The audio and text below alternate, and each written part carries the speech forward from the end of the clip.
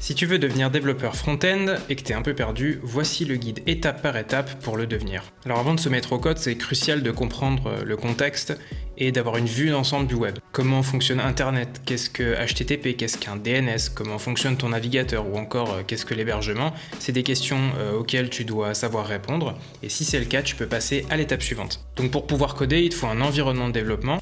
Si tu veux commencer sans te prendre la tête, tu peux utiliser des sites comme codepane.io. Sinon, tu peux directement installer un éditeur de code comme VS Code, puisque de toute façon, tu en auras besoin après. Donc normalement, là, tu es prêt à apprendre le HTML, le langage de balise qui va te permettre de structurer le contenu d'une page web, et le CSS qui va te permettre de le styliser et de le mettre en forme. Et quand tu sens que tu es à l'aise avec ces deux langages, je te recommande de coder une première page statique, c'est-à-dire sans interactivité.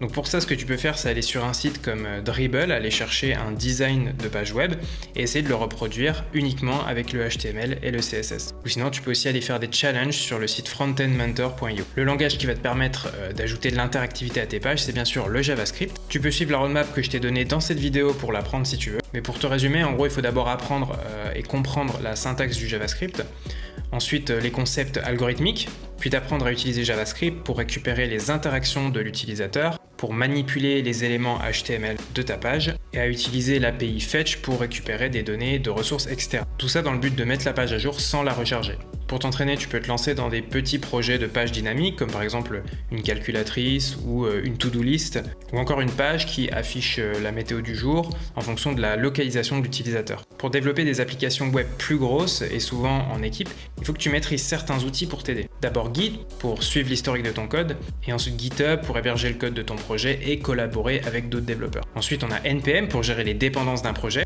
des outils comme Webpack et Vite qui vont te permettre de créer des environnements de développement pour améliorer ta productivité. Et enfin, les DevTools de Google Chrome pour t'aider à débugger et à optimiser tes applications web. Alors quand une application elle grossit, ça devient vite le bordel. Et pour limiter ça, la solution c'est d'avoir une structure de code, une organisation des fichiers pensée pour être facile à maintenir et à faire évoluer. C'est ce qu'on appelle un design pattern. Et il y a des sites comme patterns.dev qui expliquent parfaitement ce à connaître et dans quel cas les utiliser. D'autre part, construire des interfaces complexes en utilisant uniquement le JavaScript, ça peut devenir assez lourd et rébarbatif. Donc aujourd'hui, on utilise des librairies ou des frameworks comme React, Vue ou Svelte qui simplifient le processus à l'aide d'un système de composants. Alors chacun d'entre eux, ils ont leur écosystème avec des plugins et une communauté propre.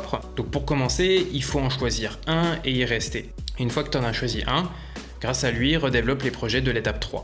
C'est quasiment impossible de passer à côté, TypeScript. La version améliorée de JavaScript est utilisée dans tous les nouveaux projets. Il faut donc y consacrer du temps en priorité. Et je te conseille également de te renseigner sur l'écriture de tests automatisés avec Jest et Cypress. Normalement, une fois que tu es arrivé là, tu es plutôt pas mal, mais si tu es un petit peu perdu dans tout ce que je viens de te raconter, tu peux aller cliquer sur le lien qui est dans ma bio, ça peut sûrement t'intéresser.